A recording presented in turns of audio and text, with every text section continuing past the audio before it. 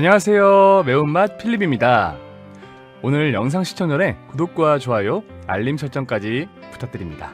저에게 아주 큰 힘이 됩니다. 그럼 사연 시작해 보겠습니다.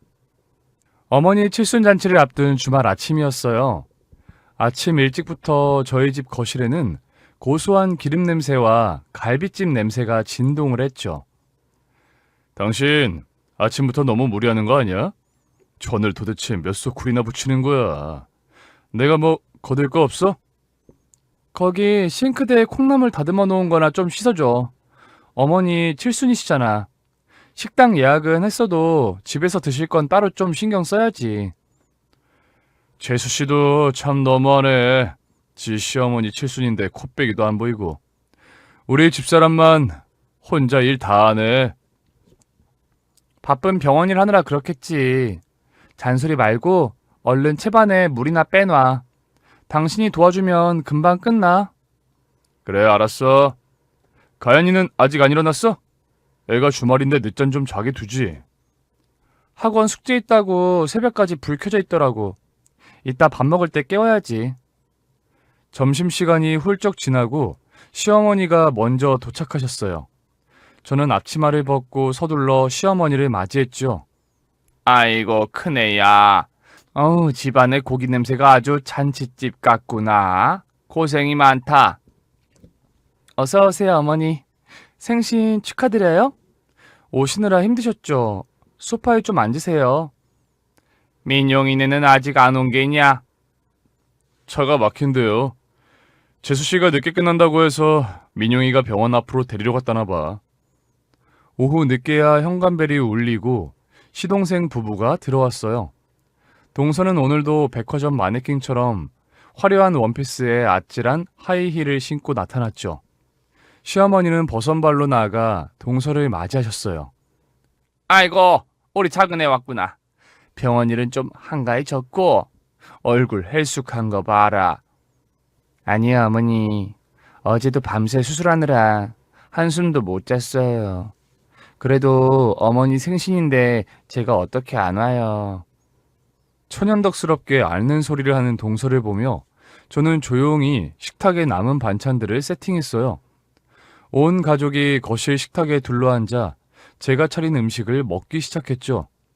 식사가 어느 정도 끝나갈 무렵 동서가 명품 로고가 크게 박힌 가방에서 지갑을 꺼냈어요. 형님, 이거 제 카드예요.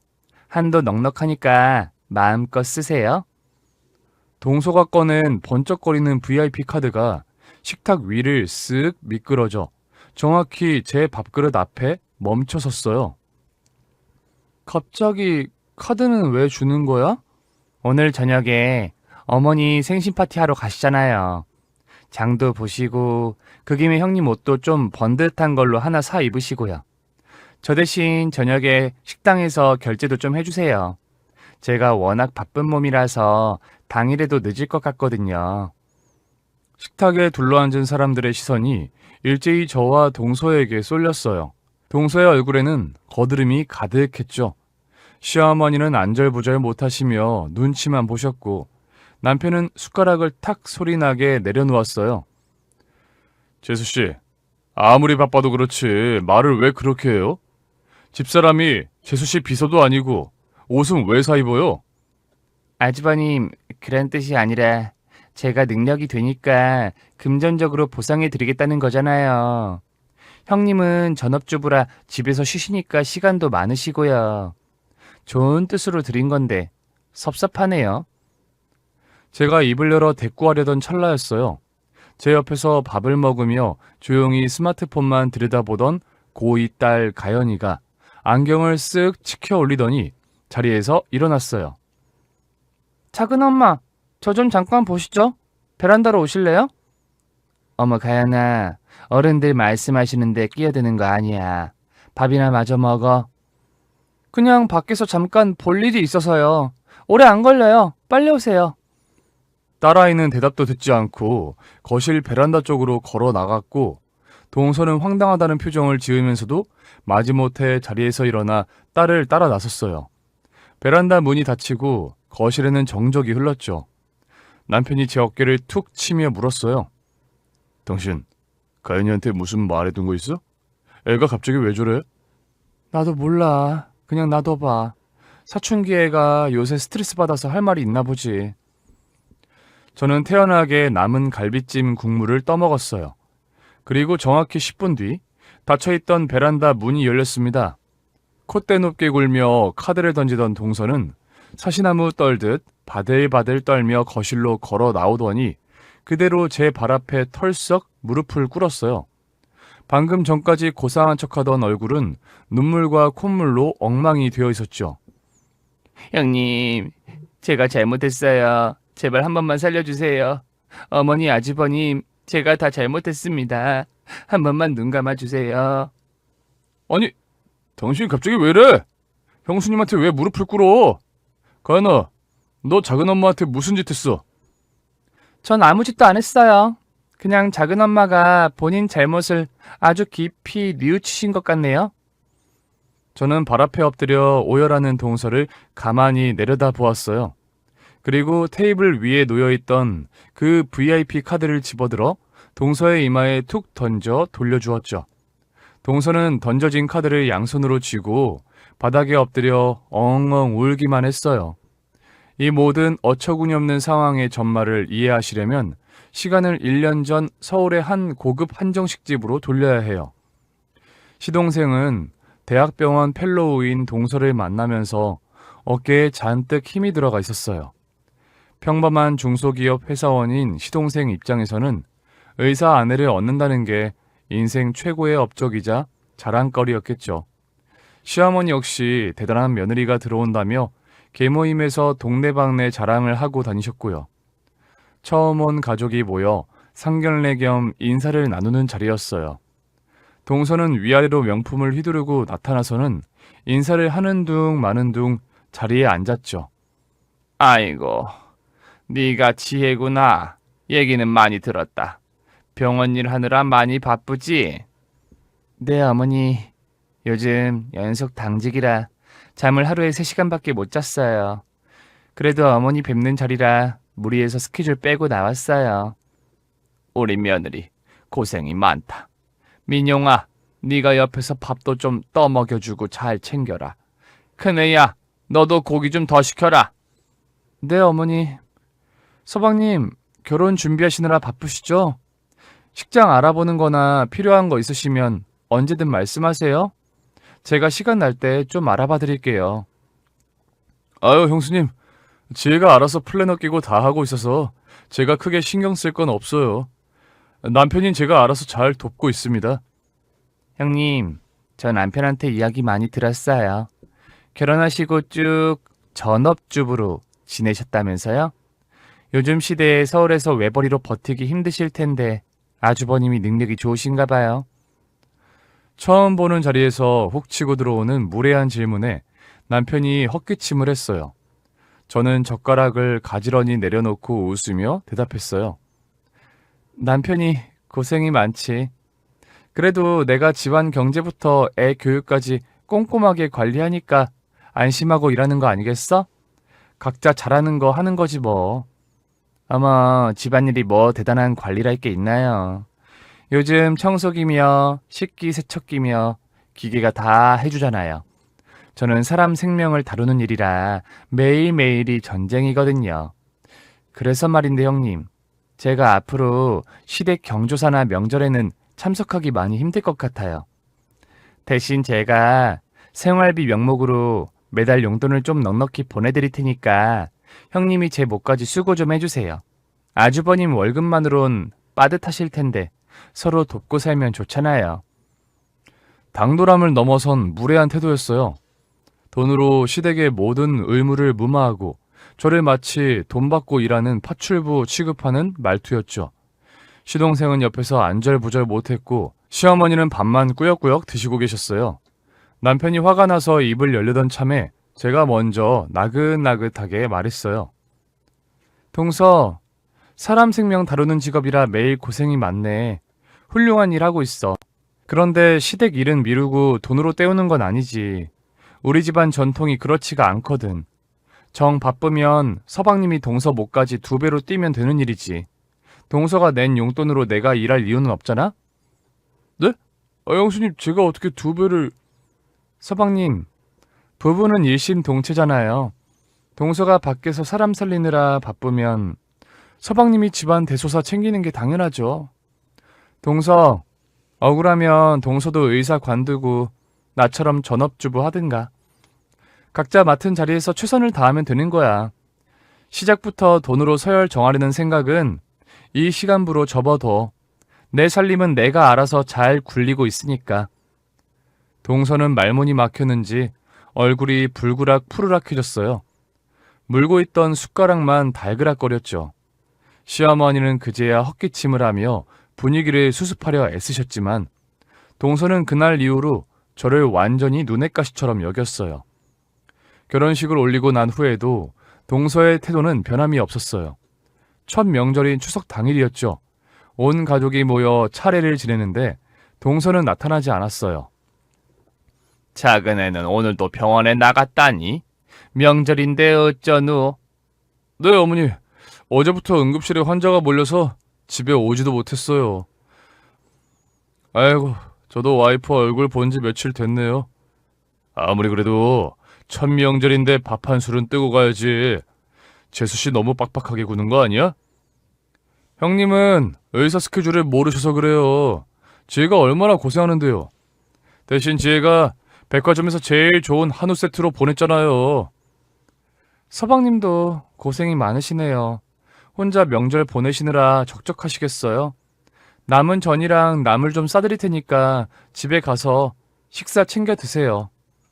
저는 속으로 혀를 차며 음식들을 반찬통에 담았어요. 차례를 다 지내고 밤 10시가 훌쩍 넘은 시간. 시동생이 혼자 집으로 돌아가려는데 현관문이 열리며 동서가 불쑥 찾아왔어요. 당신 오늘 못 온다며? 환자는 어떻게 하고 왔어? 아, 다른 선생님한테 급하게 교대 부탁하고 잠깐 들렸어. 어머니 죄송해요. 제가 너무 늦었죠. 차가 너무 막혀서요. 아니다, 작은 애야.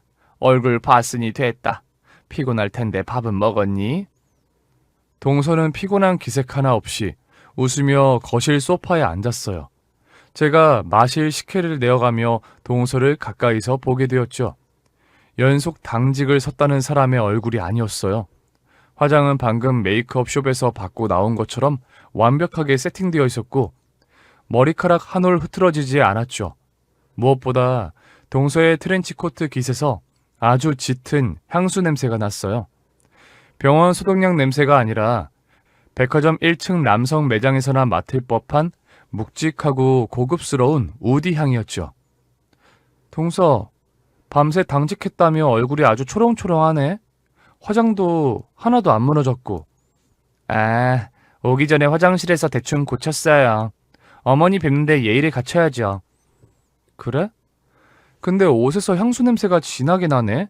그것도 완전 남자 향수 같은데 병원 선생님들 취향이 되게 짙으신가 봐. 동서의 눈동자가 아주 미세하게 흔들렸어요. 짧은 순간이었지만 당황한 기색이 역력했죠. 시선을 바닥으로 내리깔더니 급하게 말을 돌렸어요. 엘리베이터에서 어떤 아저씨랑 같이 탔는데 그 사람 향수가 너무 지독해서 뱉나 봐요. 저 피곤해서 먼저 일어나 볼게요. 여보, 차키 줘. 동서는 쫓기듯 시동생의 팔을 이끌고 밖으로 나갔어요. 저는 직감했죠. 핑계대는 저 눈빛, 100% 거짓말이라는 것을요. 이후로도 동서의 수상한 행적은 계속되었어요. 시동생 앞에서는 피곤하다며 픽픽 쓰러지는 신용을 하면서도 주말에 학회에 간다며 외출할 때는 속옷까지 위아래로 새 것을 맞춰 입고 나간다는 사실을 시동생이 술에 취해 저희 남편에게 푸념하듯 털어놓은 적도 있었죠. 저는 감정적으로 대응하지 않기로 했어요. 심증만으로 일을 키우면 훌륭한 의사 며느리 질투해서 흠집내는 질투 많은 형님으로 몰릴 게 뻔했으니까요. 확실한 물증이 필요했어요. 그래서 며칠 동안 인터넷을 뒤지고 수소문한 끝에 사생활 조사와 증거 수집을 전문으로 한다는 한 민간 조사 사무소를 찾아갔습니다. 서울 외곽의 허름한 상가 건물 3층에 위치한 사무실이었어요. 구만수 민간조사라는 시트지가 너덜너덜하게 붙은 문을 열고 들어가니 퀴퀴한 종이 냄새와 믹스커피 냄새가 확 풍겼어요. 책상 위에는 서류가 산더미처럼 쌓여 있었고 그 뒤에 한 남자가 앉아 있었죠. 실내인데도 빛바랜 바바리 코트를 입고 까만 선글라스를 낀 딱 봐도 수상하기 짝이 없는 외모였어요. 어서 오십시오. 강남의 셰퍼드 구만수 탐정입니다. 어떤 억울한 사연으로 저를 찾아오셨습니까? 남자는 나름 비장한 목소리로 말하며 자리에서 일어나 제게 명함을 건넸어요. 그런데 일어나면서 바바리 코트 자락이 의자 바퀴에 말려 들어가는 바람에 몸이 앞으로 쏠리며 책상 위 모니터에 머리를 박을 뻔하며 허우적거렸죠. 탐정님, 괜찮으세요? 조심하세요. 바닥이 좀 미끄럽군요. 이놈의 의자가 싸구려라. 에휴. 자, 자리에 앉으시죠. 저 구만수, 한 번 본 사건은 절대 안 놓칩니다. 의뢰하실 분이 누구입니까? 남편분이십니까? 저는 동서의 사진과 대학병원 직장 정보, 그리고 최근 수상했던 행적과 제가 맡았던 향수 냄새에 대한 간략한 메모를 건넸어요. 구탐정은 선글라스를 폼나게 벗고 메모를 유심히 읽어 내려가더니 고개를 끄덕였어요. 대학병원 벨로우라. 이거 꽤 지능적이고 만만한 타깃이 아니군요. 하지만 걱정 마십시오. 제 최첨단 장비와 뛰어난 잠복술이면 일주일 안에 모든 동선을 파악할 수 있습니다. 자, 여기 계약서에 사인부터 하시죠. 구탐정은 호기롭게 안주머니에서 굵은 만년필을 꺼내 뚜껑을 열었어요. 그런데 만년필을 멋들어지게 허공에 한번 털며 폼 잡다가 잉크가 왈칵 쏟아져 나와 그의 하얀 와이셔츠 소매와 턱 밑에 시커멓게 튀고 말았죠. 이런 젠장, 문방구 아저씨가 미제라고 했는데. 얼굴에 시커먼 잉크를 묻힌 채 허둥지둥 물티슈를 찾는 그를 보며 저는 깊은 한숨을 내쉬었어요. 탐정님, 혹시 사기꾼은 아니시죠? 저 장난할 시간 없어요. 일 못하시면 환불 규정은 어떻게 되나요? 사모님, 저를 못 믿으십니까? 이 구만수의 자존심을 걸고 확실한 증거를 물어오겠습니다. 잉크는 그저 액땜입니다, 액땜.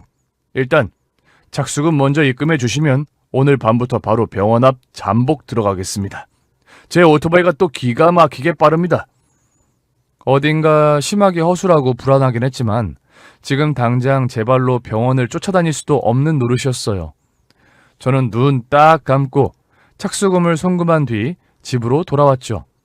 그리고 며칠 뒤 구탐정의 그 황당하고도 눈물겨운 취재 결과가 제 휴대폰으로 날아오기 시작했습니다. 동서가 얼마나 완벽한 이중생활을 즐기고 있었는지 그 더러운 민낯이 조금씩 드러나기 시작한 거죠. 착수금을 입금하고 이틀이 지난 수요일 아침이었어요. 남편 출근시키고 베란다에서 빨래를 널고 있는데 휴대폰이 요란하게 울렸죠. 발신자 제한 번호였어요. 전화를 받으니 주변이 웅성거리는 소리와 함께 잔뜩 긴장한 목소리가 들려왔어요. 사모님, 접니다. 강남의 셰퍼드. 아, 탐정님, 번호는 왜 숨기고 전화하셨어요? 깜짝 놀랐잖아요. 보안이 생명 아닙니까? 저 지금 타깃이 근무하는 대학병원 본관 로비에 무사히 잠입했습니다. 오늘 아주 작정을 하고 왔죠. 병원 안에는 왜 들어가신 거예요? 들키면 어쩌시려고요? 동서가 눈썰미가 보통이 아니에요. 조심하세요. 걱정 마십시오. 제가 지금 완벽하게 변장하고 타깃의 연구실 앞 복도를 서성이고 있습니다. 하얀 가운도 입고 청진기까지 목에 걸었으니 의심할 사람 아무도 없습니다. 아, 잠깐만요. 타깃이 방에서 나옵니다. 화장이 아주 진하네요. 누구랑 통화를 하는데 표정이 심상치 않습니다. 제가 좀 더 가까이 접근해 보겠습니다. 전화기 너머로 바닥을 구르는 듯한 바스락거리는 소리와 구탐정의 거친 숨소리가 들려왔어요. 저는 혹시라도 동서에게 들킬까봐 숨을 죽이고 귀를 기울였죠. 그런데 갑자기 날카로운 아주머니의 목소리가 확 끼어들었어요. 총각, 거기서 뭐 하는 거야? 쓰레기통 비워야 하니까 얼른 비켜요. 쉿, 아주머니. 조용히 좀 하세요. 저 지금 아주 중요한 수술 앞두고 심각하게 고민 중인 의사입니다. 무슨 소리야? 청진기를 엉덩이에 깔고 바닥에 쭈그려 앉아 있으면서 무슨 놈의 의사야? 슬리퍼 짝짝이로 신은 거 보니까 당신 수상한데?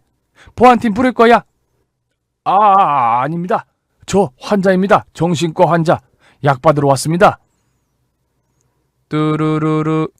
전화는 일방적으로 끊어졌어요. 저는 어이가 없어서 들고 있던 수건을 바닥에 떨어뜨리고 말았죠. 구만수 탐정, 정말 이 사람한테 계속 일을 맡겨도 되는 건지 심각하게 고민이 되기 시작했어요. 돈만 낭비하고 동서한테 꼬투리나 잡히는 건 아닌가 싶어 하루 종일 신경이 곤두섰죠. 저녁에 퇴근하고 돌아온 남편이 식탁에 앉으며 제 눈치를 살폈어요. 당신 오늘 하루 종일 무슨 일 있었어? 얼굴이 반쪽이네. 어디 아파? 아니, 그냥 낮에 청소를 좀 무리해서 했더니 피곤해서 그래. 당신 회사 일은 별일 없었고? 부장님이 자꾸 실적 압박해서 스트레스 받는 거 빼고는 똑같지 뭐. 참, 다음 달 어머니 칠순잔치 식당 예약금 내가 보냈어. 재수씨가 넉넉하게 용돈 보냈다고 당신 너무 무리해서 장부지 마. 그냥 식당에서 다 해결하자. 어머니가 밖에서 파는 음식 별로 안 좋아하시잖아. 집에서 간단하게 갈비찜이랑 잡채 정도만 할 거야. 돈은 내가 알아서 잘 맞춰서 쓸 테니까 걱정 마. 당신은 진짜 대단해. 생활비 쪽에서 적금 붓고 애 학원비 내고 내가 돈 많이 못 벌어다 줘서 미안하네. 재수씨처럼 턱턱 카드 내밀면 얼마나 좋아. 쓸데없는 소리. 우리 분수에 맞게 살면 되는 거지. 밥이나 빨리 먹어. 남편의 어깨가 축 처진 걸 보니 마음이 아팠어요. 동서가 시댁에서 돈으로 유세 부릴 때마다 묵묵히 가족들 뒷바라지하는 제 노력은 온데간데 없이 사라지는 기분이었거든요. 남편 밥을 차려주고 설거지를 하는데 휴대폰으로 사진 몇 장이 연달아 전송되었어요. 구탐정이었죠. 사진은 엉망진창이었어요. 초점은 다 나가 있고 흔들려서 형체를 알아보기 힘들었지만 마지막 사진 한 장은 꽤 선명했어요. 동서가 평소 병원 출퇴근 때 입는 수수한 옷차림이 아니라 몸에 딱 붙는 화려한 원피스 차림으로 병원 뒷문 쪽에 세워진 최고급 세단 조수석에 올라타는 모습이었죠. 구탐정의 메시지도 연이어 도착했어요. 사모님, 정수 아주머니한테 쫓겨서 비상구로 도망치다가 우연히 지하 주차장에서 찍었습니다. 운전석에 중년 남자가 앉아 있습니다. 바로 제 오토바이로 차량 미행 들어갑니다. 허술하기 짝이 없는데 이상하게 운은 참 좋은 사람이었어요. 저는 사진을 확대해서 운전석에 앉은 남자의 얼굴을 확인하려 했지만 차 유리 썬팅이 너무 진해서 남자의 실루엣만 희미하게 보일 뿐이었죠. 누구일까? 동서가 근무 시간에 병원도 비우고 몰래 만나는 그 남자의 정체가 미치도록 궁금해졌어요. 며칠 뒤 드디어 구탐정이 결정적인 단서를 잡았다며 저를 사무실로 호출했어요. 불이 나게 달려간 사무실 문을 열자마자 저는 깜짝 놀라고 말았죠. 구탐정이 이마와 볼에 커다란 밴드를 X자로 덕지덕지 붙인 채 책상에 앉아 있었거든요. 탐정님, 얼굴이 왜 그러세요? 오토바이 타시다가 어디 넘어지셨어요? 이건 영광의 상처입니다. 제가 지난번에 타깃이 그 남자 차를 타고 어떤 고급 오피스텔로 들어가는 걸 확인했거든요. 그래서 어제 그 오피스텔 창문 밖으로 제 최첨단 카메라 드론을 띄워서 내부를 촬영하려고 했습니다. 아유, 그러다 남의 집 몰래카메라로 잡혀가시면 어쩌려고요. 그래서 방 안은 찍으셨어요? 그게 갑자기 돌풍이 부는 바람에 드론이 조종을 잃고 제 얼굴로 날아와서 처박혔습니다. 드론은 완전 산산조각이 났죠. 네? 그럼 증거는 하나도 못 건지신 거예요? 에이, 제가 강남의 셰퍼드 아닙니까?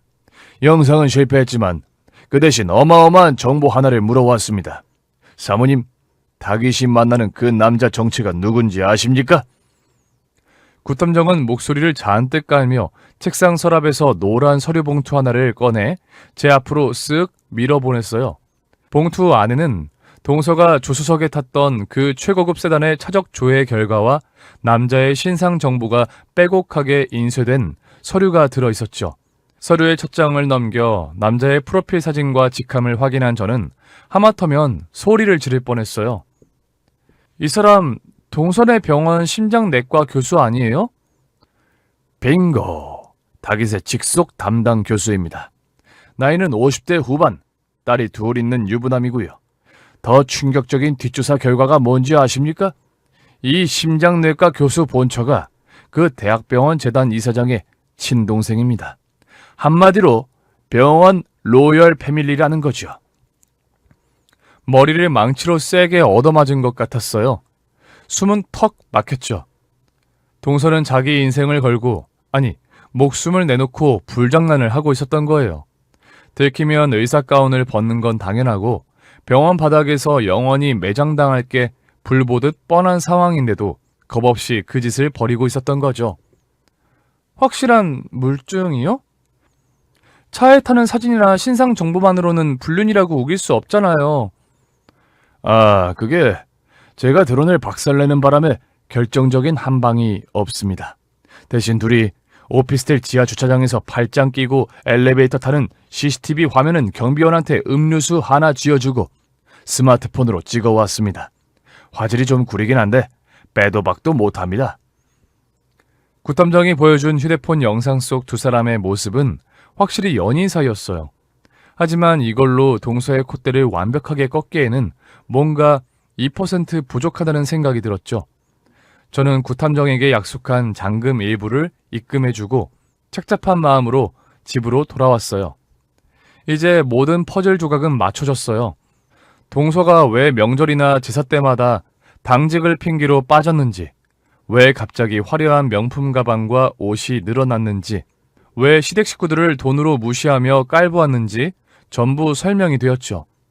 뒤를 봐주는 든든한 권력자 애인이 있으니 무서울 게 없었던 거예요.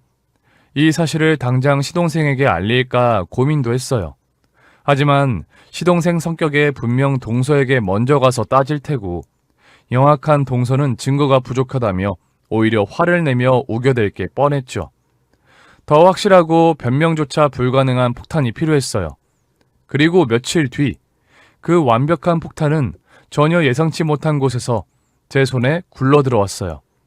밤 11시 반이 넘은 시간이었어요. 학원과 밀린 지역인 대치동에서 심야 자습을 마치고 돌아온 고2 딸 가연이가 현관문을 열고 쿵쾅거리며 들어왔어요. 교복 셔츠는 반쯤 빠져나와 있었고 무거운 책가방을 거실 바닥에 툭 던지듯 내려놓았죠. 가연아, 왔어? 오늘 학원에서 늦게 끝났네. 아, 수학 선생님이 보충한다고 사람을 안 보내주잖아. 목말라 죽겠네. 엄마, 냉장고에 시원한 거 없어? 식탁 위에 포도 씻어놨어. 얼른 손 씻고 와서 먹어. 가연이는 대충 손을 씻고 나와 식탁 의자에 털썩 주저앉았어요. 포도알을 몇 개 입에 털어 넣었더니 주머니에서 자기 스마트폰을 꺼내 테이블 위에 올려놓았죠. 평소 같으면 바로 방에 들어가서 누웠을 텐데 오늘따라 표정이 묘하게 들떠 보였어요. 엄마, 나 오늘 대박 사건 목격했어. 완전 특종. 대박 사건? 무슨 일인데? 학원 앞에서 유명한 연예인이라도 봤어? 연예인보다 더 재밌는 거.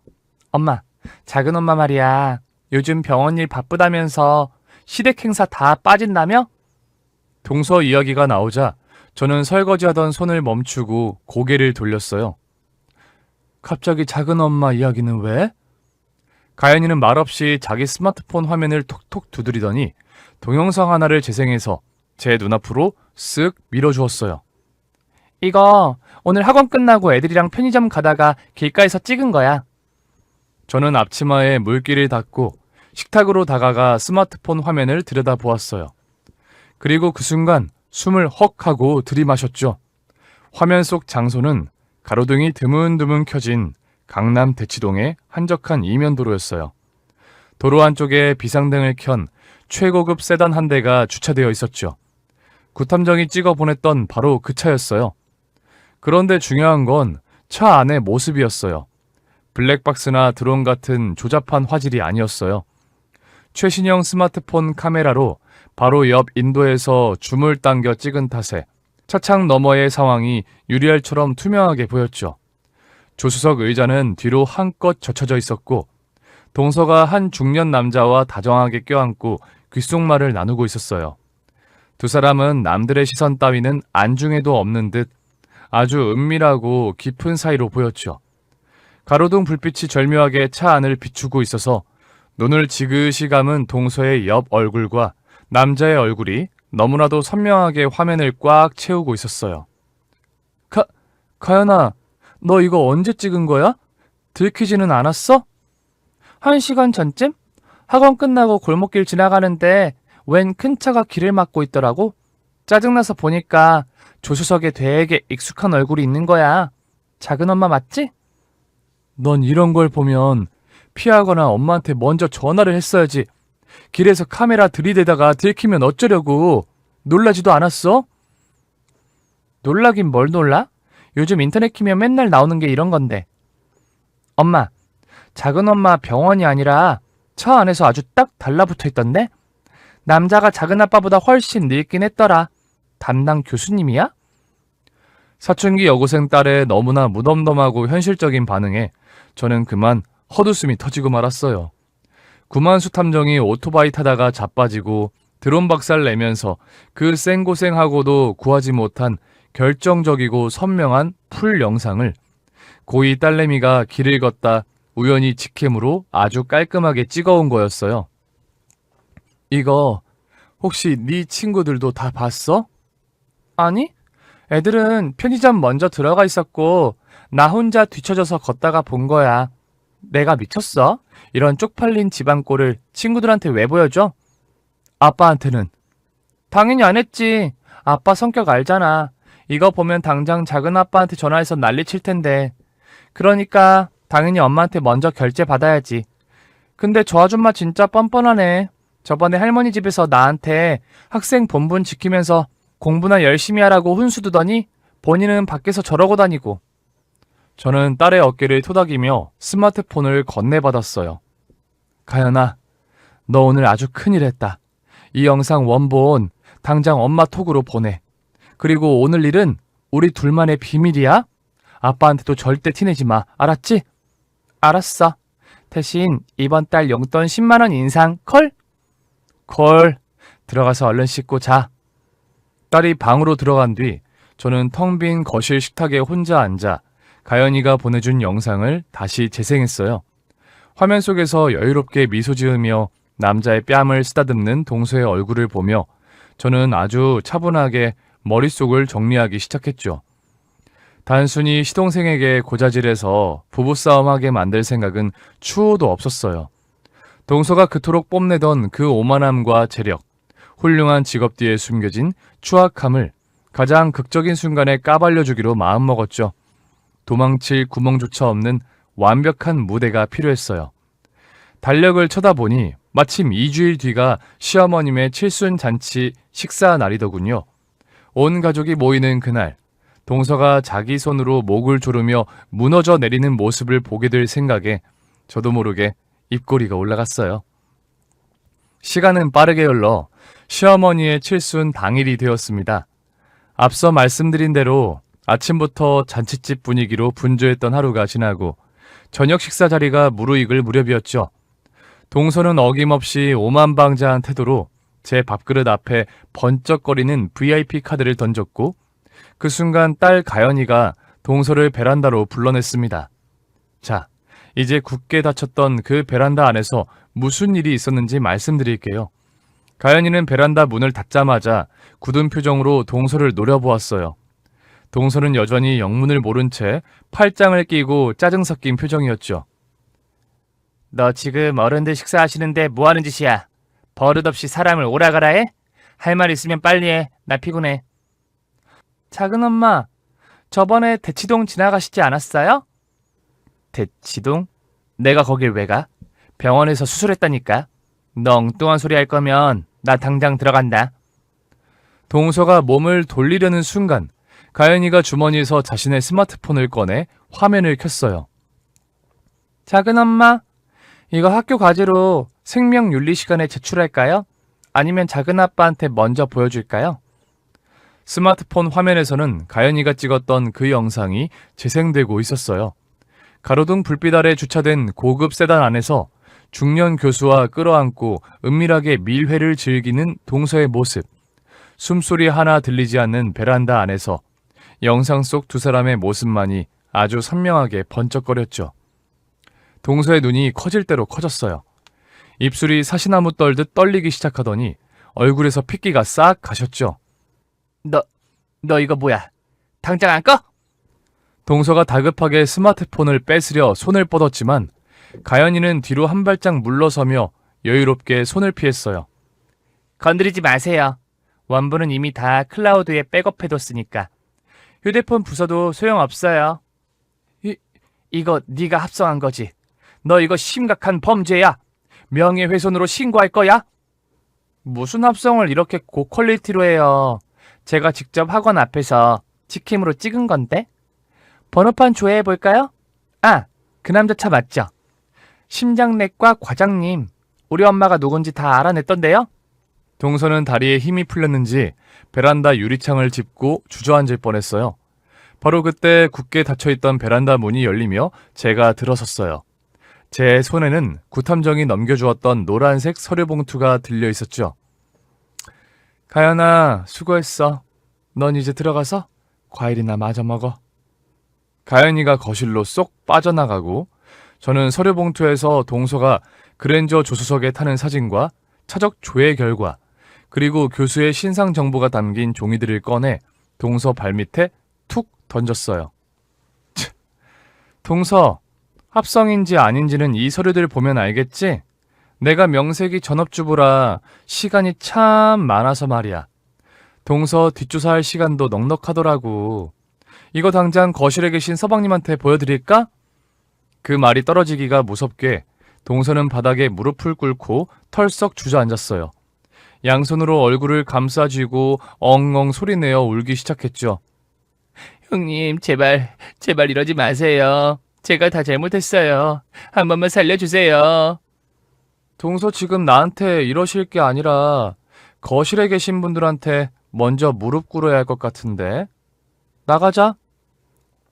저는 얄짤없이 베란다 통유리 문을 드르륵 열어 젖혔고 반쯤 혼이 나간 동서가 거실로 기어나오듯 걸어나와 제 발 앞에 무릎을 꿇게 된 것이었습니다.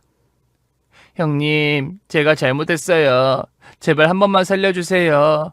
어머니, 아주버님, 제가 다 잘못했습니다. 갑작스러운 상황에 거실은 발칵 뒤집혔어요. 아니, 당신 갑자기 왜 이래? 형수님한테 왜 무릎을 꿇어? 가연아, 너 작은 엄마한테 무슨 짓 했어? 가연이는 아무 짓도 안 했어. 서방님, 소리치지 마시고 일단 진정하세요. 동서, 바닥 찬데 왜 거기 앉아있어? 카드는 잘 쓸게? 저는 테이블 위에 놓여있던 그 VIP 카드를 집어들어 동서 이마에 툭 던져 돌려주었죠. 동서, 카드는 한도가 중요한 게 아니라 쓰는 사람의 격이 중요한 거야. 어머니 생신 파티는 우리가 알아서 할 테니까 이건 변호사 선임비로 써. 당신 지금 무슨 소리 하는 거야? 변호사라니? 지수씨가 뭘 잘못했는데 무릎을 꿇어? 서방님, 많이 놀라셨죠? 저도 이걸 어떻게 말씀드려야 할지 고민 많이 했어요. 동서가 그동안 명절이랑 제사 때마다 병원 당직 핑계로 어디 가 있었는지 아세요? 네? 당직이 아니었다고요? 그게 무슨 소리예요, 형수님? 도대체 무슨 일인지 말씀을 좀 해보세요. 지혜야, 너 일어나. 왜 형수님한테 빌고 있어? 여보, 내가 다 설명할게. 오해야, 전부 오해야. 나 진짜 억울해. 오해는 무슨? 서방님, 이거 보세요. 저는 들고 있던 노란 서류 봉투 안의 사진과 뒷조사 서류들을 식탁 위에 펼쳐놓았어요. 그리고 가연이에게 눈짓을 하자 가연이가 스마트폰 화면을 시동생에게 내밀었죠. 동영상을 확인하는 시동생의 눈동자가 흔들리기 시작하더니 이내 스마트폰을 쥔 손이 부들부들 떨렸어요. 이게 뭐야? 지혜야, 너 이게 다 뭐야? 이 늙은 남자는 누구야? 차 안에서 둘이 지금 뭐 하는 짓이야? 여보, 그거 아니야. 내가 잠깐 미쳤었나봐. 병원 일이 너무 힘들어서 기대고 싶었는데 그 교수가 자꾸 들이대서 나도 모르게. 에이, 거짓말도 적당히 해. 병원 주차장에서부터 오피스텔까지 동서가 먼저 그 교수 팔짱 끼고 아주 찰싹 달라붙어 있는 CCTV 화면도 다 확인했어. 시동생은 이성을 잃고 동서의 멱살을 틀어주었어요. 너 진짜 미쳤어? 우리 결혼한 지 1년도 안 됐어. 나 몰래 뒤에서 딴 놈이랑 바람 피우고 다니면서 우리 엄마 생일날 돈 자랑을 해? 아이고, 내 팔자야. 의사 며느리 들어왔다고 동네 방네 자랑하고 다녔더니 집안에 웬 망주가 들었어. 아이고, 뒷목이야. 충격받은 시어머니가 가슴을 치며 뒤로 넘어가시려 하자 남편이 다급하게 부축했어요. 어머니, 진정하세요. 당신은 이걸 왜 이제야 말해? 알고 있었으면 진작 나한테 말을 했어야지. 확실하게 물증 잡고 말씀드리려고 했지. 어설프게 심증만으로 말했다가 동서가 저렇게 발뺌하고 우기면 오히려 질투 많은 형님으로 몰려서 우리만 이상해지잖아. 있는 그대로 확인시켜드리는 게 제일 깔끔하니까. 저는 덜덜 떨며 주저앉아 있는 동서를 가만히 내려다보았어요. 동서가 가진 그 알량한 돈이랑 직업, 우리 가족 앞에서는 아무것도 아니야. 부부 사이에 신의를 저버린 사람은 아무리 좋은 옷을 입고 비싼 카드를 써도 바닥인 거거든. 형님, 제발 한 번만 살려주세요. 저 병원에서 이 사실 알면 파면당해요. 그 교수님 사모님이 재단 이사장 동생이란 말이에요. 제발 한 번만 눈 감아주세요. 평생 형님 모시고 살게요. 그걸 아는 사람이 겁도 없이 그런 짓을 저지르고 다녀? 내 집에서 당장 나가. 물 흐리지 말고, 그리고 서방님 앞길 막지 말고 조용히 갈라서. 당장 짐 싸서 나가! 내일 당장 법원에서 봐. 나 너랑 끝이야. 변호사 서서 다 끝내버릴 거니까 각오해! 시동생이 동서를 현관문 밖으로 밀쳐내듯 쫓아냈어요. 현관문이 쾅 닫히고 밖에서 동서의 통곡 소리가 들려왔지만 아무도 문을 열어주지 않았죠. 거실 한가운데서 조용히 한숨을 돌린 저는 생각했습니다. 이제 남은 건 동서가 끔찍하게 아끼던 그 의사 가운을 완벽하게 벗겨내는 일뿐이었죠. 시어머니 칠순잔치가 폭풍처럼 휩쓸고 지나간 다음날 아침이었어요. 남편이 거실에서 심각한 얼굴로 전화를 끊더니 주방으로 들어왔죠. 방금 민용이랑 통화했어. 오늘 아침에 바로 법원 가서 이혼 소장 접수했대. 상간남 소송이랑 손해배상 청구도 같이 진행한대. 그래, 잘 생각했네. 증거가 그렇게 확실한데 질질 끌 이유가 없지. 변호사가 위자료 최대로 받을 수 있다더라. 그리고 재수씨 명의로 된 재산 가압류 신청도 당장 들어갈 거래. 알고 보니 재수씨가 그동안 자기 잘난 맛에 살면서 모아둔 돈도 없이 마이너스 통장으로 사치 부리고 다녔더라고. 껍데기만 화려했던 거지. 우리 집안 무시하더니 꼴 좋게 됐네. 밥이나 먹어. 다 자업자득이지 뭐. 저는 남편에게 된장국을 떠주며 덤덤하게 밥을 먹었어요. 동서가 시댁 식구들 앞에서 부리던 허세는 전부 대출과 마이너스 통장으로 만들어낸 빚잔치였던 거예요. 하루아침에 가압류까지 당해 빈털터리가 된 동서는 당장 변호사 선임할 돈도 없어서 쩔쩔맨다는 소식이 들려왔죠. 저는 며칠 뒤 구탐정을 다시 만났어요. 잔금을 치르기 위해 동네 카페로 불렀죠. 여전히 바바리 코트 자락을 질질 끌며 나타난 구탐정에게 돈봉투와 함께 자그마한 상자 하나를 내밀었어요. 탐정님, 그동안 고생 많으셨어요. 이건 잔금이고 옆에는 제 작은 성이에요. 선글라스가 많이 낡으셨길래 하나 샀어요. 아이고 사모님, 뭐 이런 걸 다. 저 구만수, 사모님의 은혜 평생 잊지 않겠습니다. 어디 한번 써볼까요? 구탐정은 신이 나서 상자를 열고 새 선글라스를 꺼내 썼어요. 그런데 폼을 잡으며 안경다리를 쫙 펴는 순간 오도독 소리와 함께 안경다리 한쪽이 뚝 부러져 버렸죠. 아니, 이게 왜 부러집니까? 제 얼굴이 그렇게 넓은 편은 아닌데. 어머, 불량인가 보네요. 영수증 챙겨드릴 테니까 매장 가서 교환하세요. 앞으로도 일 번창하시고요. 부러진 선글라스를 한쪽 귀에 간신히 걸친 구탐정의 모습을 보며 저는 오랜만에 크게 웃었어요. 구탐정과 기분 좋게 헤어진 후 저는 곧바로 우체국으로 향했습니다. 진짜 마지막 하이라이트가 남았거든요. 저는 구탐정이 모아온 동선 서류들과 딸 가연이가 찍은 직캠 영상을 USB에 담아 익명 우편으로 붙였어요. 받는 사람은 바로 동선의 대학병원 심장내과 교수 본처였죠. 병원 재단 이사장 친동생이라는 그 사모님 말이에요. 그리고 딱 3일 뒤 시동생에게서 다급한 전화가 걸려왔어요. 형수님, 지혜 병원에서 완전히 끝났어요. 서방님, 진정하시고 천천히 말씀해보세요. 병원에서 무슨 일이 있었는데요? 오늘 점심시간에 교수 사모님이 변호사들 쫙 대동하고 병원 복관 복도에 나타났대요. 점심 먹으러 내려오던 지혜를 사람들 다 보는 앞에서 붙잡고 아주 난리를 쳤다나 봐요. 난리라니요?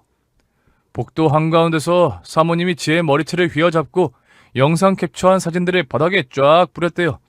환자들이랑 의사들 수십 명이 다 지켜보는데 차 조수석에 하던 짓 다 까발려진 거죠. 지혜는 머리 산발돼서 바닥에 주저앉아 울고 교수 사모님은 당장 병원에서 쫓아내겠다고 소리치고 병원이 아주 발칵 뒤집혔어요. 저는 통화를 끊고 창밖을 보며 가볍게 기지개를 켰어요. 동서가 그토록 콧대 높게 자랑하던 의사라는 직위, 그리고 돈으로 시댁 식구를 무시하던 그 알량한 자존심이 병원 바닥에 산산조각 나서 나뒹구고 있을 장면이 눈앞에 선하게 그려졌죠. 동서와 교수는 사건 당일 바로 징계위원회에 회부되었어요. 재단 이사장의 동생이 단단히 뿔이 났으니 당연한 결과였죠. 두 사람은 파면 조치를 당했고 이 바닥에 소문이 다 퍼져서 다른 병원에 재취업할 길까지 완전히 막히게 되었어요.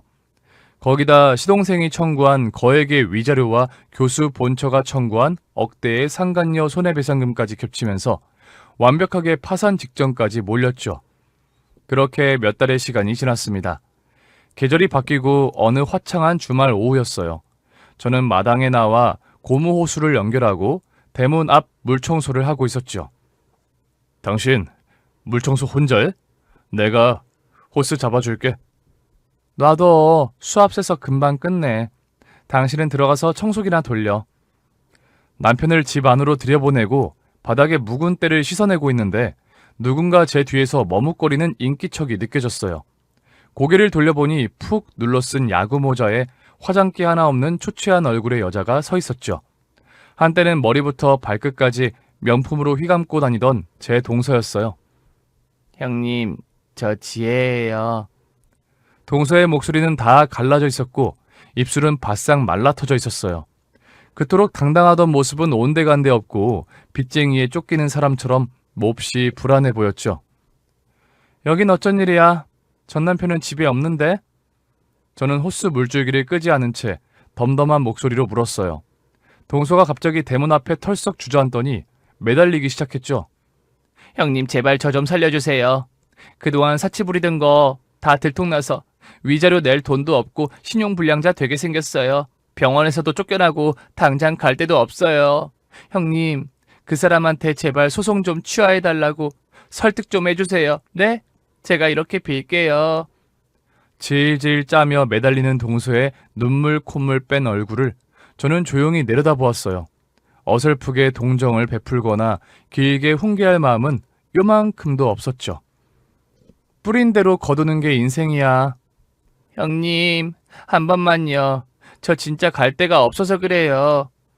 남의 집안 풍비박산 내놓고 혼자 편하게 살 줄 알았어? 저는 동서의 손을 가볍게 쳐냈어요. 그리고 들고 있던 호스의 수압을 최대로 높여 대문 앞 바닥으로 시원하게 물을 뿌렸죠. 차가운 물보라가 튀자 동서는 화들짝 놀라며 뒤로 주춤 물러났어요. 내 집 앞 물청소해야 하니까 그만 비켜줄래? 길 막힌다. 형님, 형님! 저는 미련 없이 뒤돌아 대문 안으로 들어갔어요. 그리고 묵직한 대문을 쾅 소리가 나게 닫아버렸죠. 바깥에서 대문을 탕탕 치며 오열하는 동서의 목소리가 들려왔지만 저는 뒤도 돌아보지 않고 마당의 수도꼭지를 잠갔어요. 하늘은 구름 한 점 없이 맑았고 묵은 때를 벗겨낸 앞마당은 아주 시원하고 깨끗해져 있었습니다. 네, 오늘 사연은 여기까지입니다. 재미있게 잘 들으셨나요? 여러분은 오늘 어떻게 들으셨나요? 여러분의 생각과 의견을 댓글로 남겨주시기 바라겠습니다. 지난번에 댓글 적어주신 거 한번 읽어볼게요. 김미용님, 진짜 통쾌한 사이다 사연이네요. 하트, 감사합니다. 통쾌한 사이다 사연은 매운맛 인생사에서 진행됩니다. 이영희님, 6회, 3회 통쾌하게 잘하셨네요. 화이팅입니다. 감사합니다. 정리8099님, 터무니없는 이야기가 아니고 있을만한 일을 재미있게 엮어주셨습니다. 며느리의 지혜가 진실을 밝혔군요. 네, 사연자님께 힘이 되는 응원의 댓글이네요. 연화님, 필립님 잘 들었습니다. 6회 통쾌합니다. 아이고 배야, 시원합니다. 잘하셨어요. 라고 적어주셨네요. 감사합니다. 저에게 큰 힘이 되네요. 신신경자님 오랜만입니다. 필립님 오늘도 통쾌한 복수 열전이네요. 시어머님 역할이 가장 재미있어요. 아이고 감사합니다. 다음에 또 놀러오세요. 그리고 일본어로 닉네임이 되신 분이 계신데요. 오늘도 일본에서 감동 깊게 잘 듣고 있습니다. 필립 씨를 영상에서 만나는 것이 언제나 기다려지고 있는 시간입니다. 너무도 우습네요. 시아버지가 웬일인가요? 라고 적어주셨네요. 아이고 감사합니다. 일본에서까지 매운맛 인생사를 듣고 계십니다. 네 여러분, 마지막으로 구독과 좋아요, 알림 설정까지 눌러주시면 저에게 정말 큰 힘이 됩니다. 이렇게 댓글도 많이 달아주시길 바라겠습니다. 그럼 저는 다음 사연으로 만나 뵐게요. 오늘 하루도 건강하고 행복한 하루 되시길 바랄게요. 모두 안녕히 계세요.